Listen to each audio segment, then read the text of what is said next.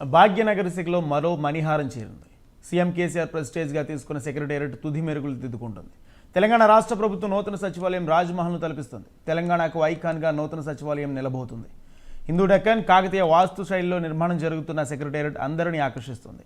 తెలంగాణ కొత్త సచివాలయంపై prime news ప్రత్యేక కథనం.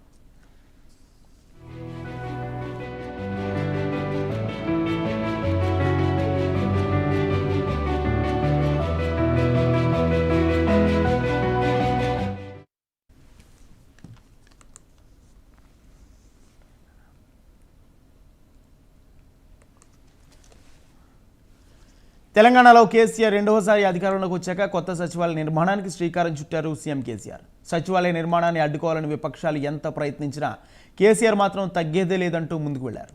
తాను అనుకున్న విధంగా కొత్త సచివాలయ నిర్మాణాన్ని పూర్తి చేసేలా ప్రణాళికాబద్ధంగా ముందుకు వెళ్లారు. దీంతో సెక్రటేరియట్ పనులు పూర్తిగా వచ్చాయి. ఫిబ్రవరి 17న కేసీఆర్ బర్త్డే నాడు కొత్త సచివాలయాన్ని ప్రారంభించనున్నారు.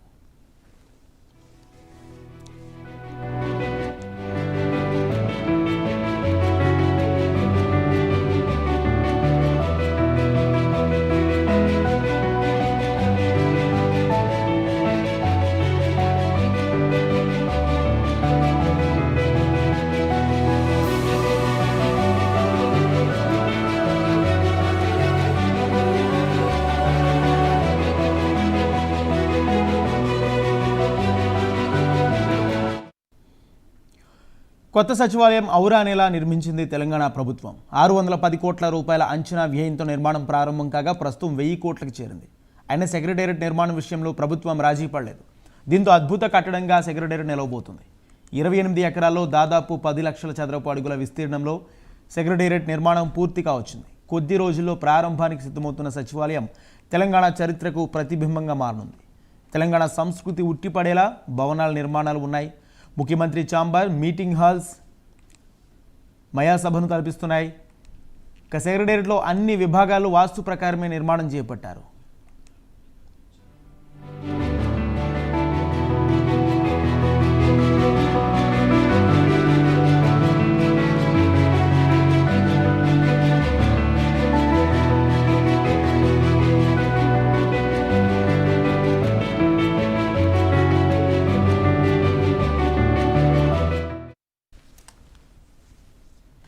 సచివాలయ డిజైన్ దగ్గర నుంచి నిర్మాణం పూర్తయ్యే వరకు సీఎం కేసీఆర్ అన్నీ తానే వ్యవహరించారు. సచివాలయ డిజైన్ తెలంగాణ చరిత్ర, విభిన్న సంస్కృతులు ప్రతిబింబించేలా ఉన్నాయి.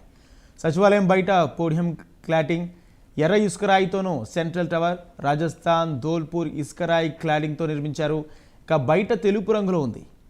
ఇక బాహుబలి డోమ్స్ పైన 2 వైపులా భారతీయ జాతీయ చిహ్నం 4 సింహాల విగ్రహాలను ఏర్పాటు చేశారు.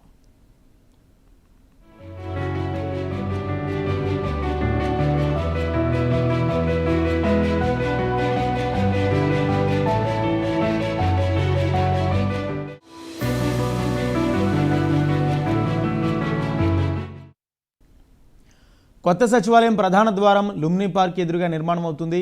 పాత సెక్రటేరియట్ ప్రధాన ద్వారం కూడా ఇక్కడే ఉండేది. వాస్తు ప్రకారం అదే స్థానంలో భారీ ఆర్చ్తో ద్వారాన్ని ఏర్పాటు చేస్తున్నారు. ప్రధాన ద్వారం లుంబిని పార్క్ ఎదురుగా ఏర్పాటు చేయగా ఎన్టీఆర్ గార్డెన్స్ వైపు ఉద్యోగుల ప్రవేశ ద్వారం నిర్మిస్తున్నారు. ఇక పాత పౌర సరఫరాల పెట్రోల్ బంక్ స్థానంలో సందర్శకుల కోసం గేట్ నిర్మిస్తున్నారు. ఇక వాస్తుపరంగా 3 ద్వారాలు ఉండడం మంచిది కాదన్న ఉద్దేశంతో మిండి కాంపౌండ్ వైపు 4వ ద్వారం నిర్మిస్తున్నారు. దీన్ని అత్యవసర పరిస్థితుల్లో మాత్రమే వినియోగిస్తారని తెలుస్తుంది.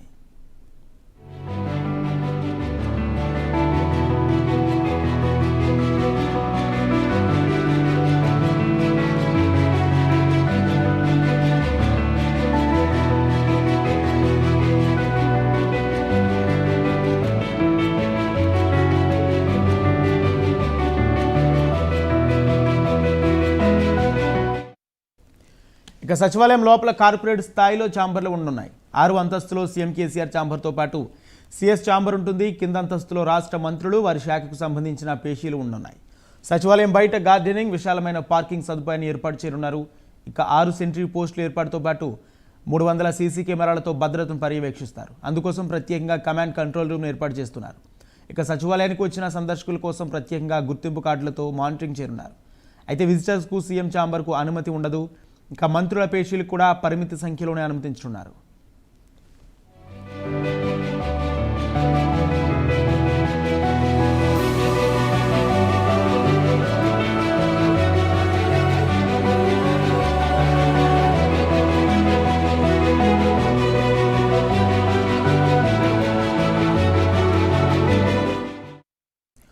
మొత్తానికి కేసీఆర్ నూతన సెక్రటేరియట్ నిర్మించాలనే విషయంలో తాను అనుకున్న లక్ష్యాన్ని చేరుకోబోతున్నారు. రాజ్యసౌధాన్ని తలపించేలా నిర్మాణం అవుతున్న కొత్త సెక్రటేరియట్ అందరినీ ఆకర్షిస్తోంది.